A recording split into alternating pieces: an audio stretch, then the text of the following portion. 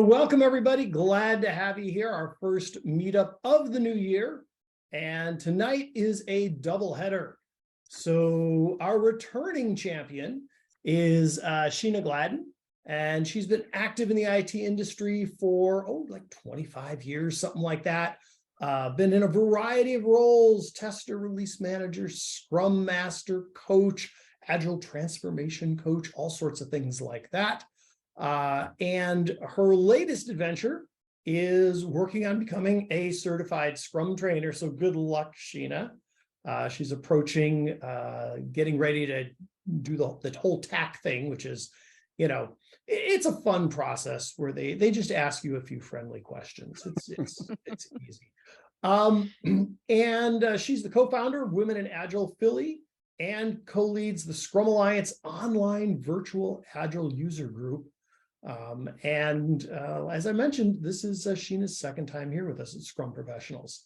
And in the other corner, the challenger, Ben Floyd, is a certified Scrum trainer, just got across that finish line recently. So congratulations, Ben. Thank you. And Ben's been working in software development since the late 1990s. And his passion has always been team performance and cultural enhancement. Hey, that sounds pretty cool. He's been a product owner, a scrum master, an agile coach, a trainer, and an adjunct faculty member. That's pretty cool.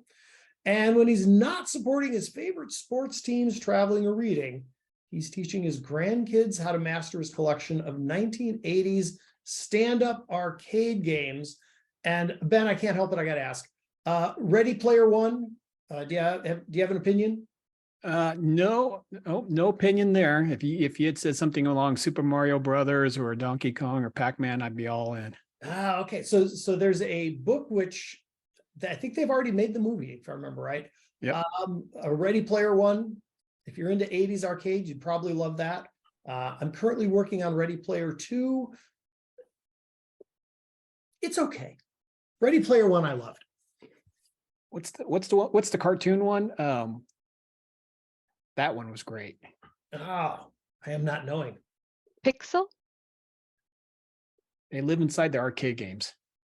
Oh, yes. I know what you're talking about, and I can't bring the title to mind. But was Wreck-It Ralph. There we go. Good job, Andrew. Yes. All right. So without further ado, tonight's topic is obscure 80s video game trivia. Oh, wait, no. It's how to measure team health. So Sheena and Ben, take it away. Thank you, Chris. Go ahead, champ. You can be first. Can you go ahead and screen share? Yep, I'll do that right now. All right. Well, I don't know how much more of an introduction I can do because Chris kind of shared our background with you. So we're excited to be with you and to walk through and teams are so key to us in our lives that, we thought talking about team health would be a great topic. So we're going to keep going. So we're going to be talking about team health tonight, and a lot of either organizations or management want to measure team health, but at the team level, as scrum masters or coaches, and we want to figure out how's the team actually doing. There's some that want to measure it by performance, but then there's others that want to know, do we have high performing teams? Do we not have high performing teams?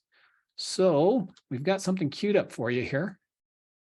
So we'd like to do a poll with you. We're going to put it in the chat. So our question is, what are some ways you or your teams have measured how well the team is doing? So go ahead and answer in the chat. Just go ahead and enter, and you can put multiple answers in there. How does your team today measure how well the team is doing? So I see happiness index, psychological safety, productivity, agile maturity assessment, trust, MPS, innovative rate, forecasting, Wow, a lot of variety here. Reflection at the end of the meeting. Burn down charts.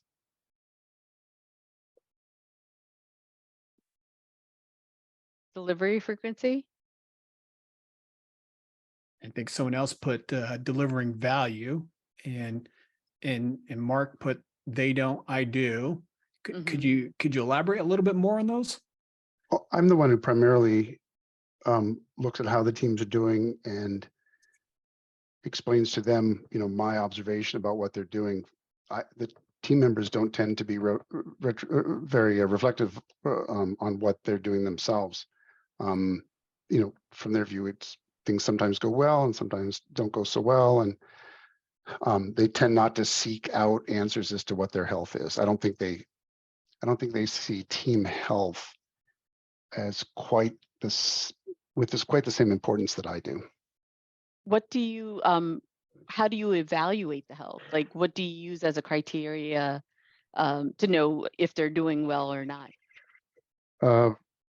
Ultimately, I go back to how much value did they deliver, over time. That's the one metric that, I remind them of. How much did we actually give to people? But I also look at how often do people help others get stories across the finish line and work together. Those kinds of things. It's, how often do people speak up in retrospectives? How active are people in discussing open issues? Those kinds of things. Okay, great. So I saw several, and I think I saw someone. Oh no, we didn't. I'm surprised. Most people usually put velocity in here a lot of times. So delivery is always a one that's also comes up often. Can I just And quickly ask what was Mark's role in seeing these observations? Like, because it's an interesting take. I was just curious as to was he a scrum master, or was that a coaching engagement, Mark, or something similar? So I was brought in to be a scrum master, but I knew that they really needed a coach, so I lied to them. Okay. And then about a year later, I talked to my one of my managers, and I told him what I just told you, and he said, "Well, thank you for lying to me because you were right." So Okay. currently, I am scrum master for 2 teams. I'm coach on a broader sense. I'm effectively release train engineer for the safe work that we do. And I'm transformation coach for the senior vice president in the automation space. he's very busy. Well, Adam and I work together, and he can either either agree or deny that I'm that busy. That's awesome. And so how do you visualize your data? So I saw a burn down chart for one. So that one we're very used to from a visual perspective. But how do you visualize your team health?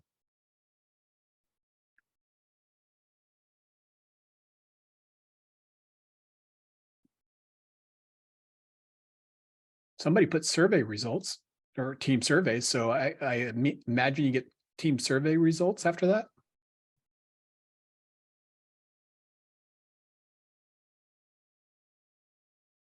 Yeah. And then we have metrics. So there's different metrics. And so that's a way as well.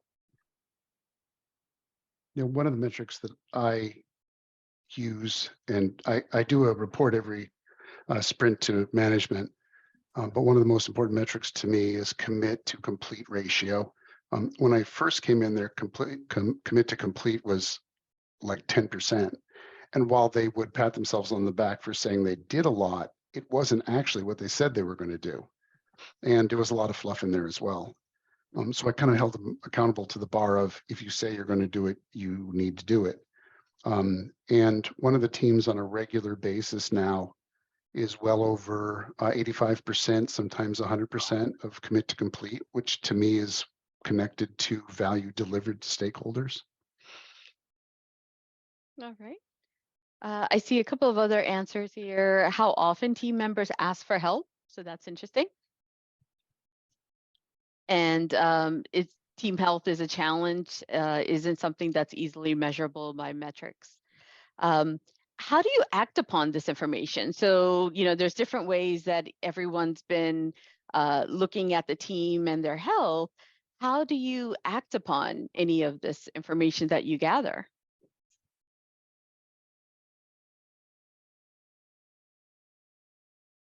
Self-assessment metrics built by the team for themselves. Okay. Sasha, do you want to expand upon that a little bit more? Sure.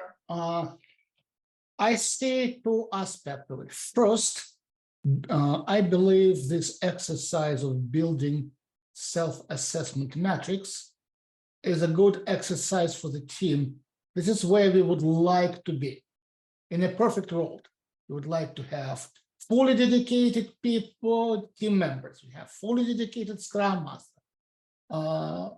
So that would be creating some kind of a dream come true picture in different aspects about the product, about the team setup, about the automation, about the tools, you name it.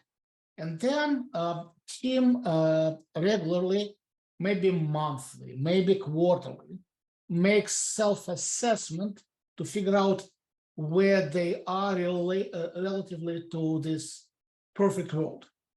That's this is another very useful exercise, because the team is doing this for themselves, not to show this to somebody else, but just for themselves, to be honest with themselves. I found this extremely useful. Yeah, Thank that's you. wonderful. You're actually on key with what we're going to talk about today. Paula? Oh, yeah. Yeah, I think as I'm like listening to the results and seeing what people are saying, like to me, the very first question is, how do you define team health before you can actually measure it, right? So we have to know exactly like, what is it that we are, when we're saying team health, what do we mean? Like I'm hearing, I heard velocity, I heard a burn down chart. That's the technical side. But if we go below the green line with the other pieces of what could be part of team health, how do we measure? So I think to me, that's a missing component before you can even determine what you're going to measure. Yes, agreed. So Sasha and Paula, you've actually helped lead us to our next slide. That's my cue. That was a nice way of her saying, Ben, hit the button.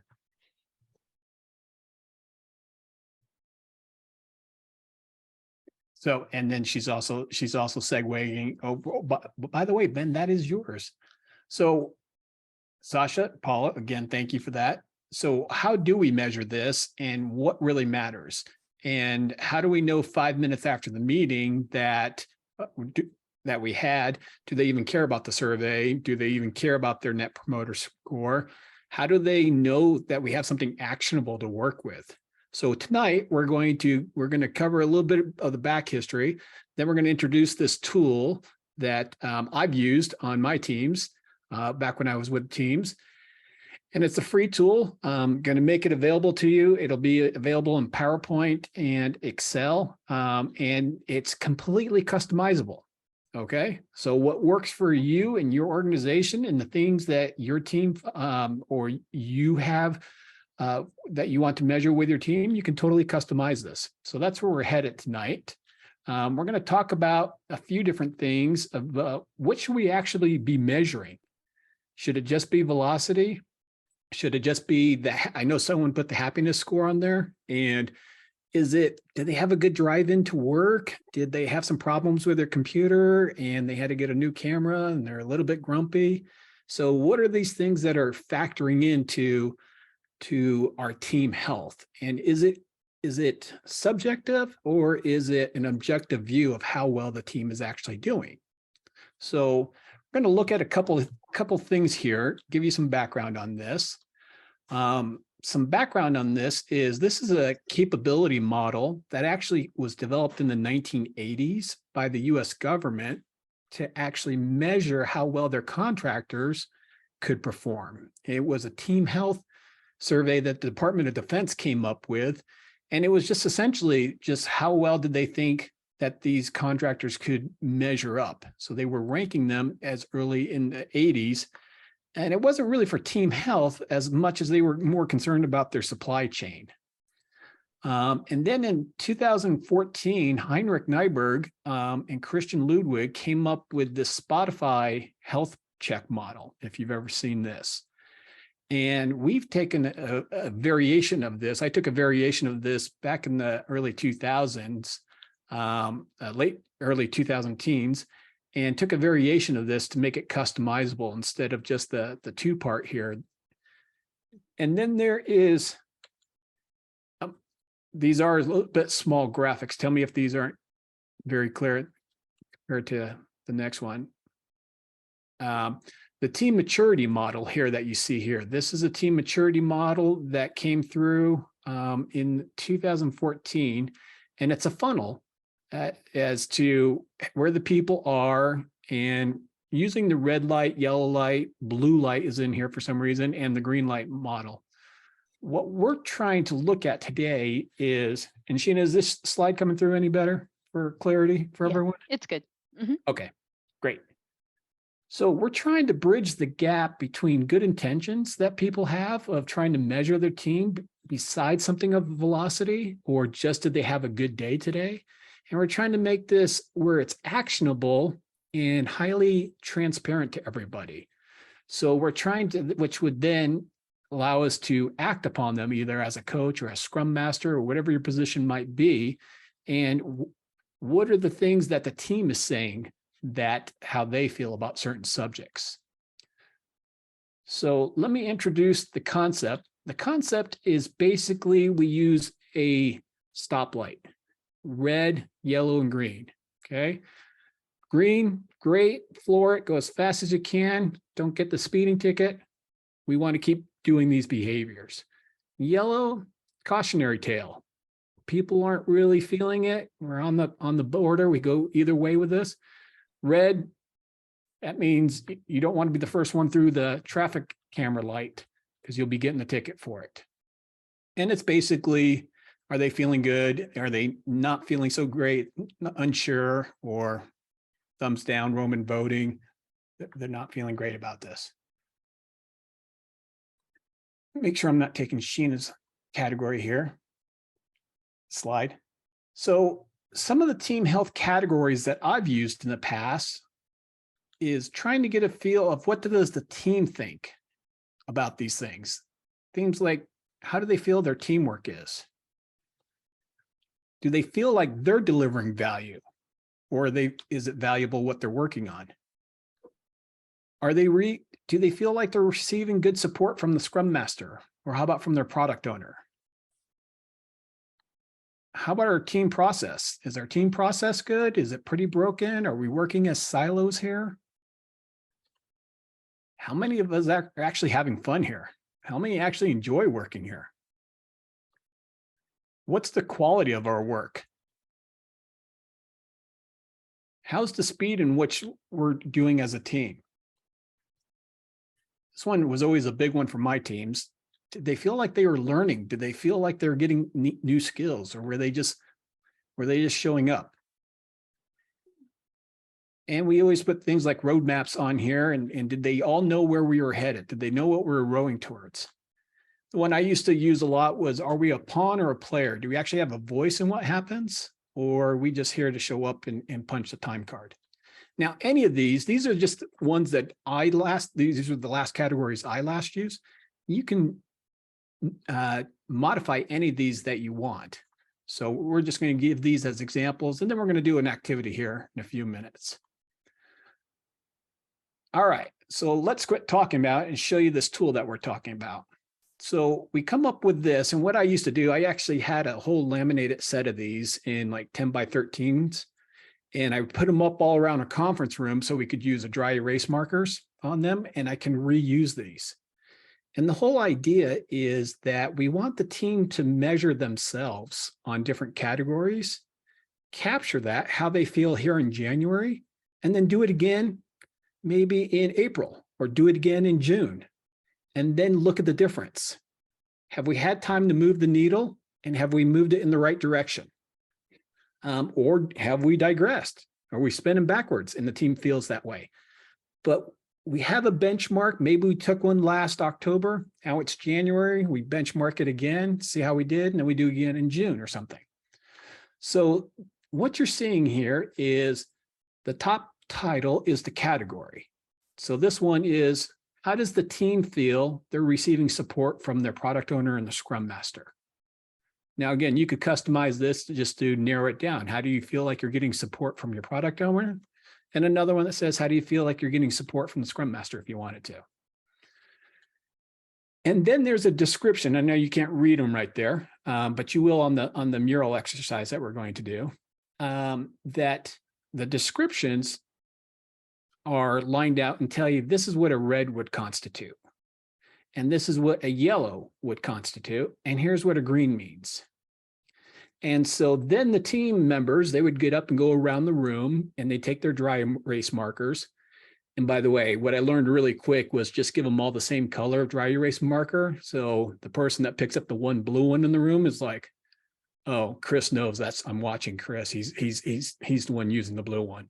So you don't want that to happen. You want them to feel like they have the ability to go up and fill in the bubble, whatever they want to. So we've been able to adapt this to mural as well.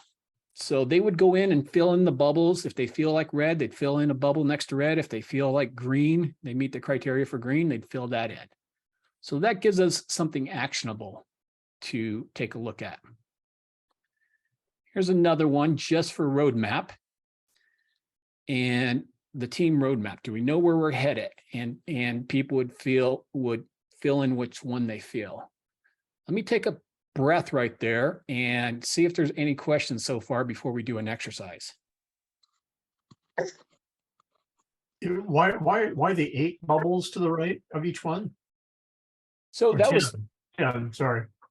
so that could be accommodate up to 10 people. Great question, Ron, by the way. As a scrum master or coach, I would never participate in this. And the product owner would go in and participate, but not on the ones that pertain to them. Okay, so each person is they're fighting over which bubble they get into. Well, there's enough bubbles where everyone, the entire team could put in all red if they wanted to. So one bubble per person. So Ron, you get to come up here to the team roadmap. You're going to fill in one bubble. It's either going to be the red, yellow, or green. And then Sheena would come up and she would put in red, yellow, or green, and they would just circulate around the room. It's not like one person goes at a time. So that way no one feels like they're just being watched as they fill in their answers. So do you think this is just as effective as doing it anonymously? Because I know, so I work a lot with India-based teams and they don't like to speak up. So I think if I did this and I was in person with them, I think they would feel a bit uncomfortable versus doing this, say, anonymously during a team event. I was going to also say, similar to Kelly, how if and again, love the approach and looking forward to see what the next steps are. But something to also consider, at least from us, I'm in the DC area, so we have a lot of government contractors where getting that open, transparent feedback on this type of scale can be a little tricky, because the same thing that Kelly mentioned, where there may be some apprehension of putting a lot of red marks if for instance, maybe I'm a contractor on the team and maybe the scrum master or the product owner is a full-time employee of a government agency, let's just say. So it's another dynamic that kind of is always a challenge for us in getting people to speak up, because sometimes not saying anything is the safer route. So Sure. Anyway, just a food for thought on that, just another thing to think of when we're looking at some, open transparency like this. Thanks. You bet. And great points. I would never try this if I was brand new to a team. I would hopefully have the trust of the team. I've been working with them. And when you have some of those considerations, remember, you don't have to do all 10 of these. This was for a fully mature team that I had been working with for a couple of years. Some background for you. So if I were to start this with a new team and get them used to it, I'd probably start with 3 to 5 of these. And I would use some of the ones like, are you having fun here? Do you know what you're working towards? And some safer questions. to build them up. And then when you do this, whatever frequency, I recommend, especially with a new team or a younger team, that I would do this once a quarter or every 6 months. I would not do this monthly, and I would not do this every retrospective. And then once your team starts to realize that you're just being transparent and this is for the team, it's like running a retrospective, but this information is simply to help as how can we move the needle? What are the things that you're feeling? And as they start to trust you more, add in some of the other questions. So I would not just jump right in. Sheena? Yeah, and I know Ben talked a lot about being on site, but Ben, using the mural, which is your next one, Ben also used it from a mural perspective and asked if we'll do it together. They could be anonymous in that way, so then they can mark off, and we don't need to know who it is. You'll still get the visual effect of it, but just virtually, even if they're all on site. So we're gonna go ahead and put the link in for the mural in the chat. And we'll like you to go ahead and enter into the mural. You could just go in as a visitor. You don't need a license. And real quick, let me share the mural before I share the link. I almost hit share the link, Sheena. I jumped right in with both feet. You want to explain the mural exercise real quick, or do you want me to? Yeah. So what you see here are just the different categories, right? And again, up to you what the categories as a team, you decide what you want to do. It doesn't have to be all of these, but again, these are just examples to share with you. So if you pick fun, as an area, each person gets 1 vote for each of these categories. So they would go around and vote on each one category, and they get 1 vote for each. And they would go in and just mark it off on the mural here. There's check marks to the left. They would just pick up a check mark, put it into one of the bubbles, and then the team would just go through that exercise. And that way, that gives you the privacy that they're looking for. They don't have to speak up specifically based off of their check marks there. And then you'll get the visual, right? So Ben, do you want to have us go through the activity now? Yep. And real quick, the only other thing here is that I'll stop sharing. The purple and the reason for the purple and the red check marks is in case you have people that have some color blindness. And that way it you just can grab one for them. So that link should work for everyone to come in as a visitor. And what we'd like you to do is come on in here and try this. Read all 5 of these categories, zoom in on them, and grab some check marks and fill them in. Actually, I'll go back to sharing a screen.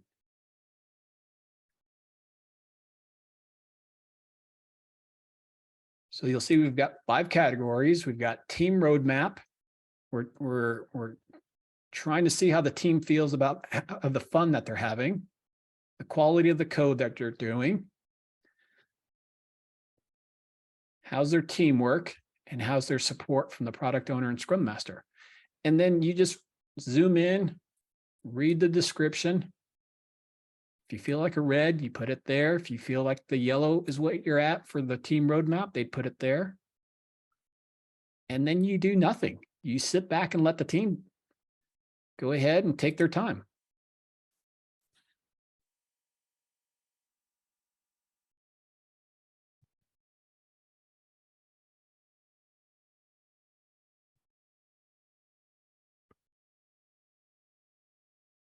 All right, Sheena, you be the judge of when you see them stop. When they I'm waiting for the cursors to slow down. No, it's fun. There's still It a should be lot of fun. movement.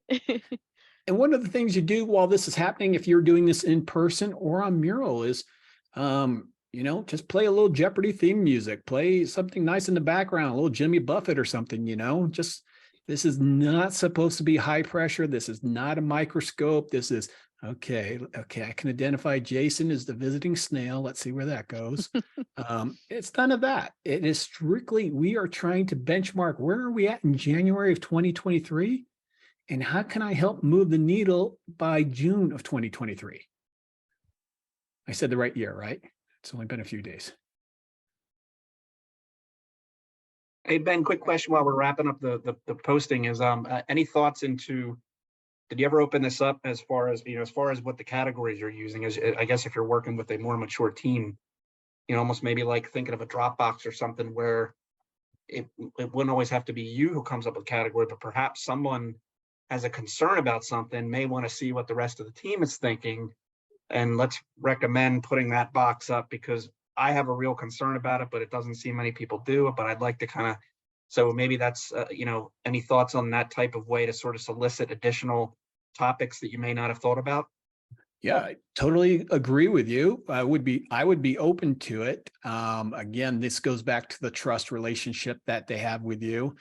And you could even tell them, say, Sheena, you brought this up. We've talked about it. I'd like to see how the rest of the team feels about it. And I'm just going to put this out there anonymously. I'm going to change up one of the categories instead of saying, how much fun are we having? Because it was all green. I think we're okay with fun that we're having on the team. So let's move on from that topic and let's judge them on XYZ that Sheena talked about. And I'm not going to be announcing this is question here. We're just going to put it out there as one of the new topics and let's see how they vote on it. And then let's you and I circle back. And it'll be helpful when you're coming up with these categories to do it together as a team. I think I heard Sasha say, they developed it together. So that's really helpful. So if you're a Scrum Master or a coach, you're not dictating it, right? It's a team effort to come up with these and everyone agrees. So they want to participate. They're willing to voice what they'd like. And that way they're much more participative. Versus you as a Scrum Master, you as a coach is dictating what these categories are. So it'd be good to have a joint effort to create it together. One other quick question. Sorry, is this really interesting? But based on the frequency of how often we're doing this, is the thought also the prevailing thought that maybe we're going to use the same category? Let's just say we're doing it monthly, for example. Maybe we may use the same category multiple times to see if we're hopefully seeing improvement in that area. That's where we're headed next. Okay, great. Thank you. And Jason, I would say, and Ben, you could correct me, I wouldn't maybe do it monthly, maybe quarterly, a little yeah. bit more spaced out. And especially again, if the team is new or just still kind of forming, maybe even a little bit longer, just so they get into some norming. Yeah. Just want an example of a time that I threw out there, but yeah, definitely monthly. Okay. Yeah. You don't want it to lose it. Sorry, Mm-hmm. Sheena, go ahead. And you want to also make sure that this is not part of the retro. It's a different exercise altogether. That this is just separate of that, and that they understand that. And the one thing you don't want it to turn into is a refinement meeting where everyone's like, just call it a green and let's get out of here. Okay, fine, everything's great, perfect.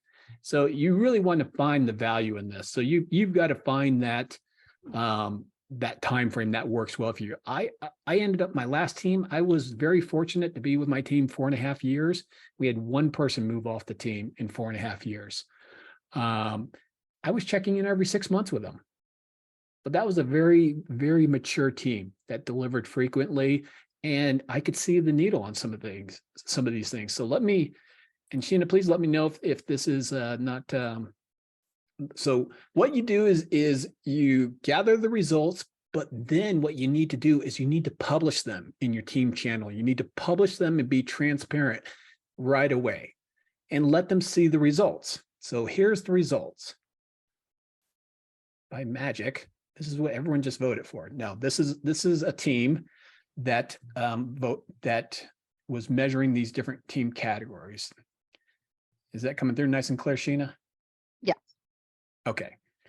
So taking a look at this, this is an Excel sheet we're going to give you so you can track them. The only thing you have to do that's a manual part is you would end up moving the bar meter, how many yellows, how many greens. You would have to do that work. That I don't have that many Excel functions up my sleeve to be able to automatically do it for you.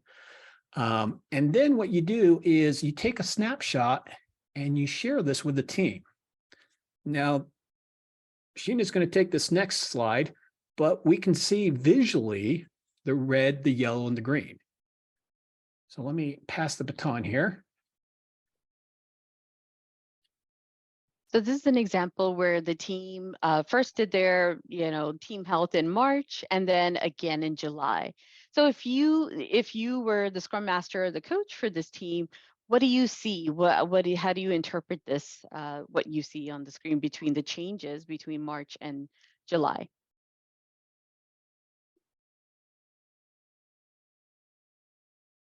I would just say first I ask the team to interpret it before I start doing it. I want to get their wisdom involved. Right, but what do you notice? Like, what can you see changing within the team? It looks like the scrum master or the product owner took some vacation in July, because that number went from 7 to 2. That's not good. Yeah. Uh, On the other hand, our vacation helped the team roadmap succeed. yeah, All exactly. the red went away. And our speed went up to 100%. The So, speed yeah, went yeah. up, right? Yeah, so this is interesting because you don't see a trend in either way. I mean, you see trends going in all different directions. So interesting. Yeah, and this is thinking- just an example. Yeah, I know. I'm thinking maybe middle management changed.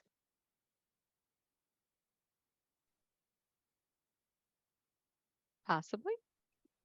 Yeah. And so this is where you get that visualization, right? And this is where Ben said, sharing this with the rest of the team. It's not just the scrum master owning it and worrying about the team. Now the team gets the chance to also see it and then having the conversation with them. Our roadmap got so much better. What do we do to improve upon that?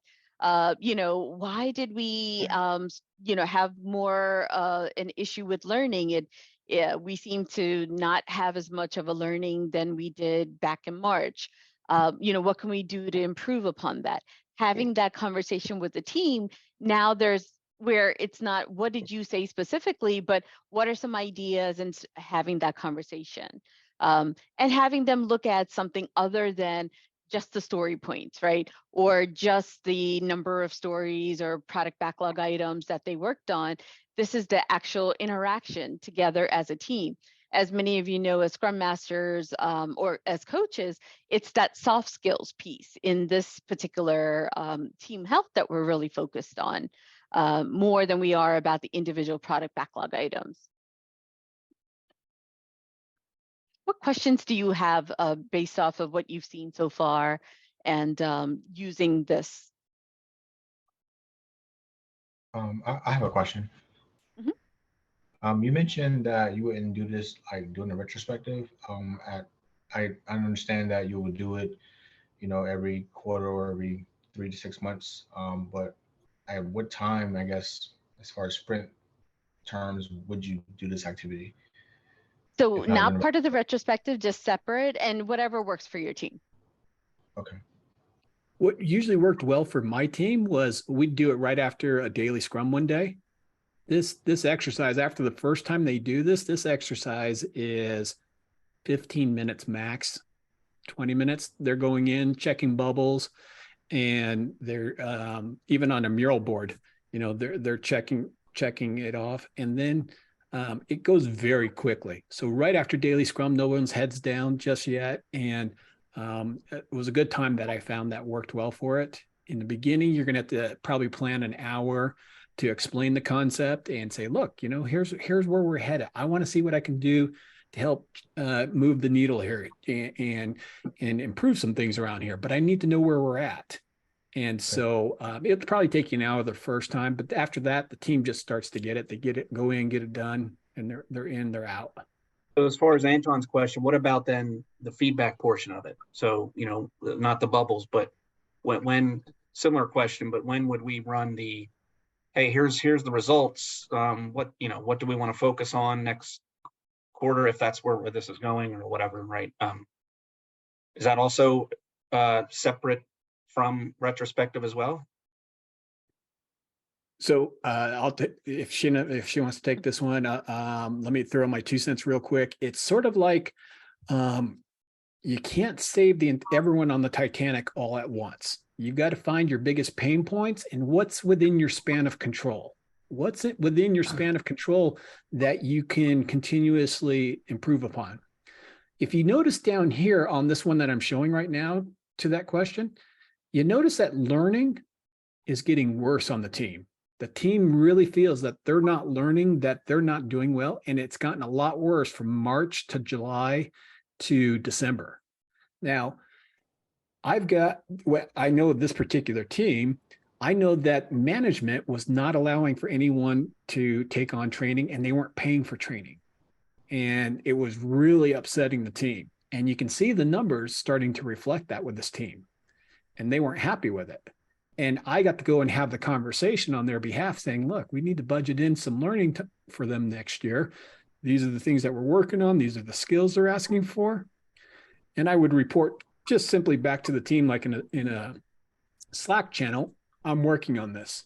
I've had this conversation. I had it again. I'm asking it to be in the budget for next year. But there's only so much I can do about learning.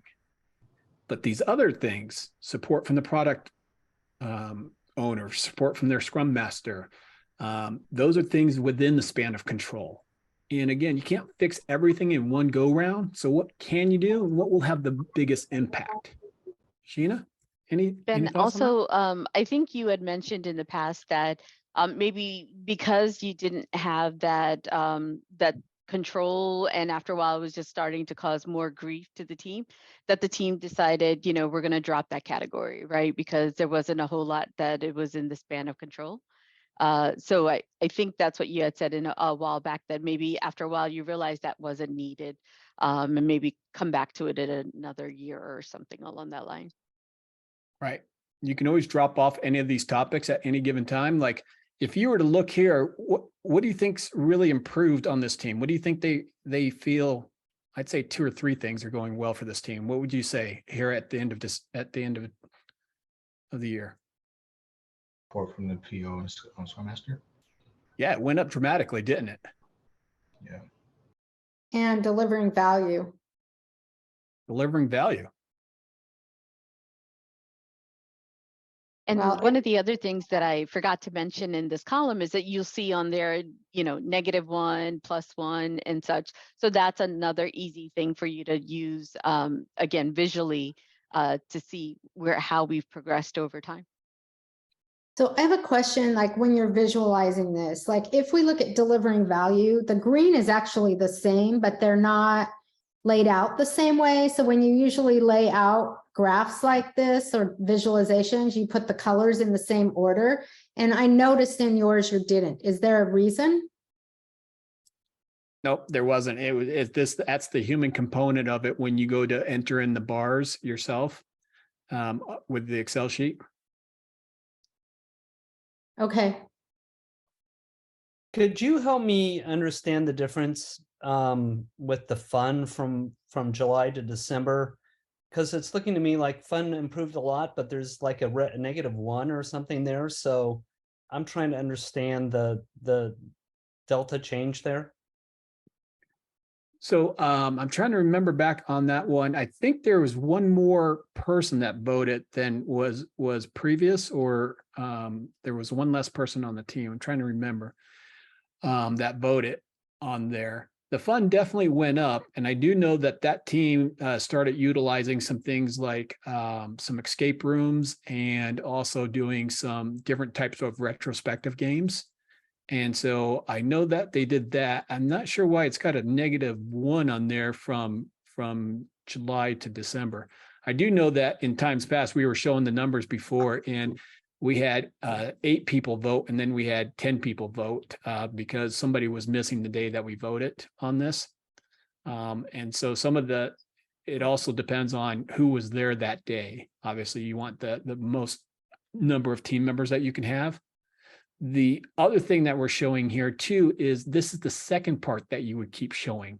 So as soon as everyone voted, you take a screenshot and you publish it in your team chat channel or your Confluence page, and you say, here's the results of January, and then show them a past performance from last October, or in this case, they can see the difference between July and December. So they can quickly see how things are going. Items that are red should get your attention right away. Things that are getting more red or more yellow in them should get your attention right away. The things that are green or improving in the green category are the things you should keep reinforcing. Or is it time to have that drop off what we're checking and put something else in its place to check in on now? So I'm curious, have you, so Atlassian built team health into a team health activity into Jira 3 or 4 years ago.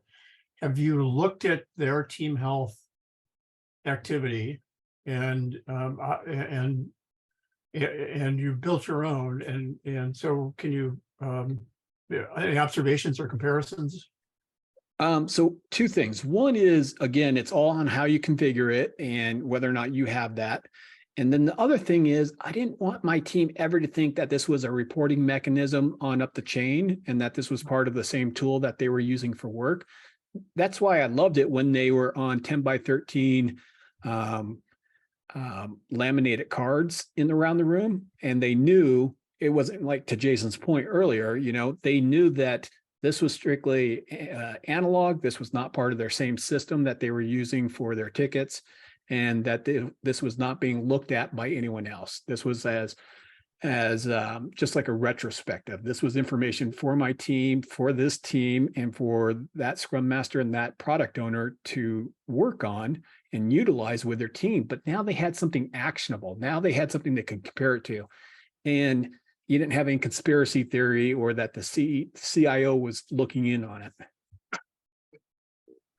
Builds that psychological safety.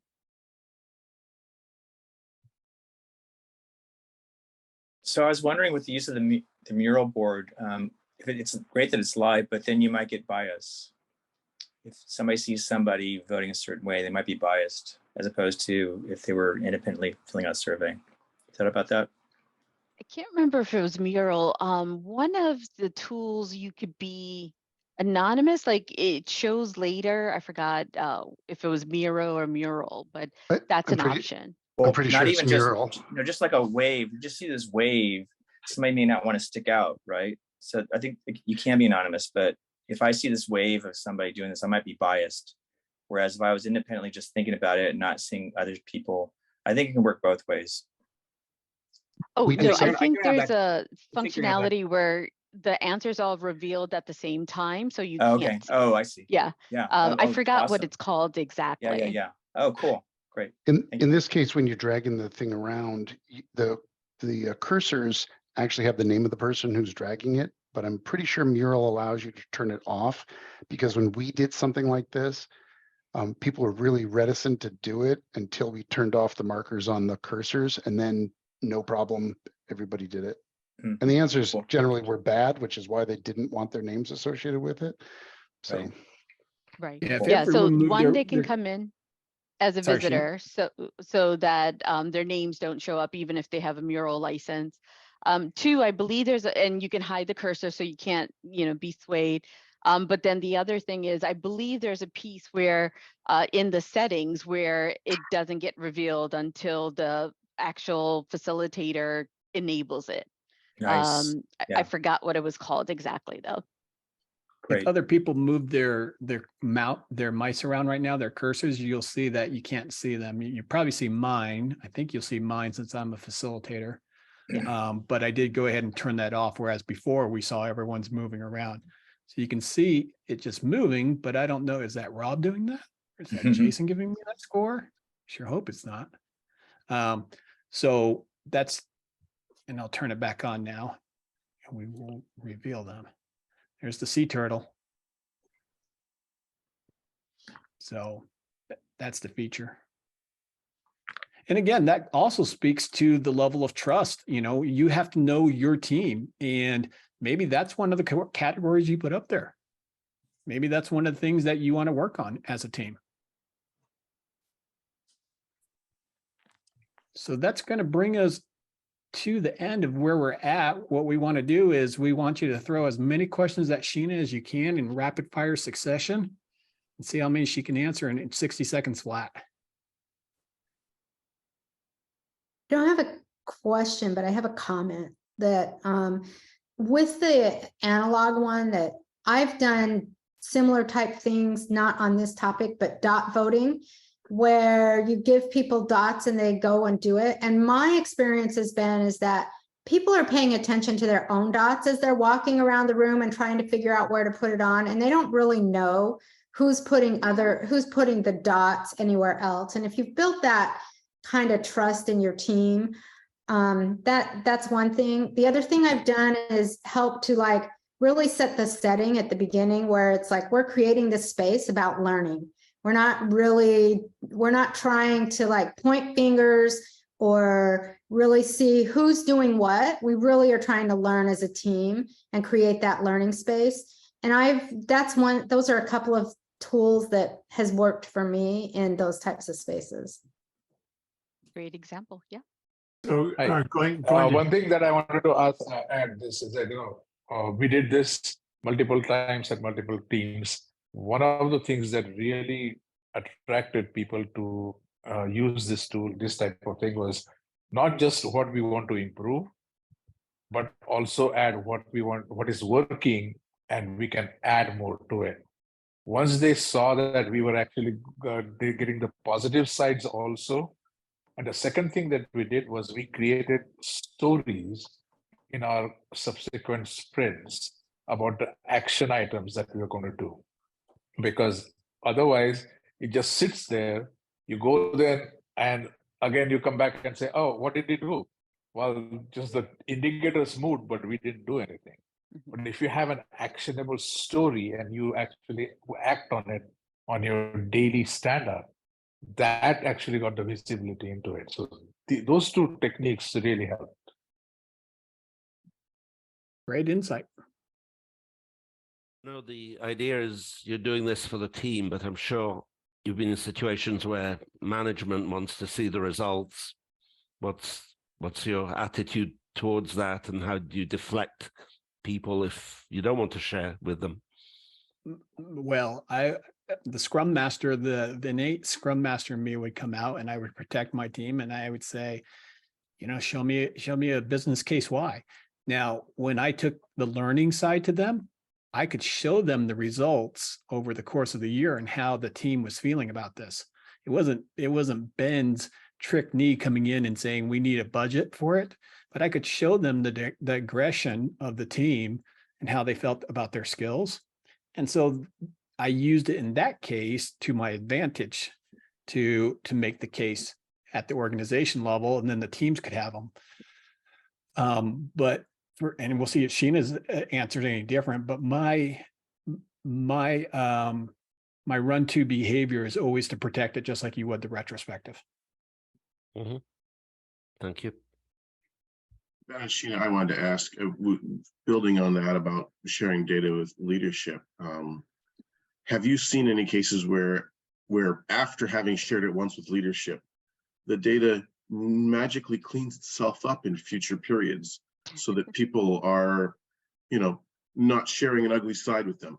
Because I've had that. We had team health numbers that remarkably hovered in the on a 1 to 5 scale, hovered in the 4.75 to 4.9 range the minute that they learned that anybody above them was seeing the data.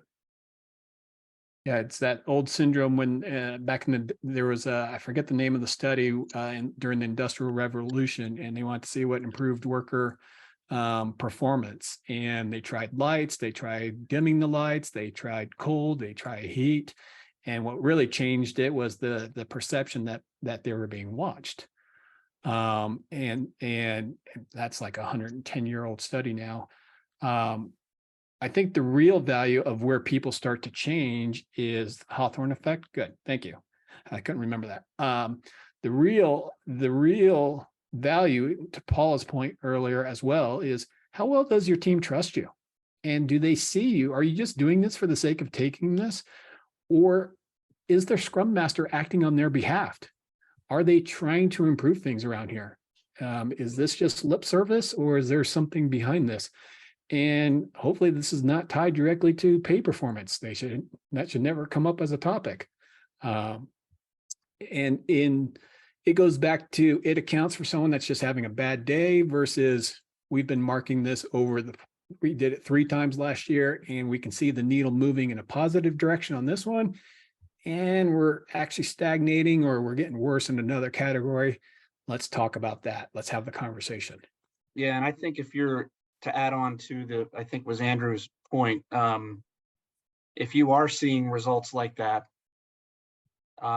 you have a bigger problem than it's not actually useless data, because what that's, in my opinion, what that's showing is you got bigger fish to fry, because you don't have open trust, transparency. And I mean, if everyone's coming up and saying, "Oh, this is all green, baby," I mean, that's that should very rarely ever happen. I mean, I think all of us have been around software development long enough that you put enough of these things on the board, there's got to be some red. There's got to be, right?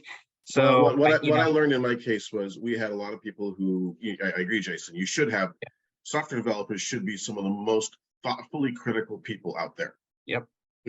And honestly, kindly, but critical. But we had a lot of, we had a very strong performance attitude coming from leadership that our team is the best and it always performs and always delivers. And they'd set this statement out there. And so the team, quite a number of folks who were from out of country and on visas, I think felt, getting back to the other folks who had the comment about, government contractors, about do they feel as safe as the full-time employees? I think there's that thing going on again. Who's gonna, if your paycheck feels like it's on the line, are you gonna disagree? No, you're gonna kowtow. You're gonna yield the party line. Yeah, in our coaching environment, real quickly, on that note, I had an example where we had the government contractor, we had the development team that was contracted out, but then they actually invited that account manager to the retro. So all these guys' all the team's boss is basically, part of the conversation. So it was deadly silent because, hey, we're doing great. Yep. Boss is on the phone. I mean, that's an age-old challenge. But anyway, yeah. So maybe we're seeing those results around paycheck or, the annual performance review time. Annual performance reviews when you start seeing the improvement, right? Right. Yeah. Anyway, we managed to find some other things that they couldn't weasel out from the bug data, for example. They had to face up to that. But I've taken enough time. I want to hand over to someone else's questions. Thank you. And I'm just going to say, I've put both the tools in the channel and for Chris, and we've butted up against the hour that we said we would take. So I'm going to defer to Chris. And at this point, we want to respect the time box you have. Hey, well, everybody give it up for Sheena and Ben. Rock on, rock on, rock on.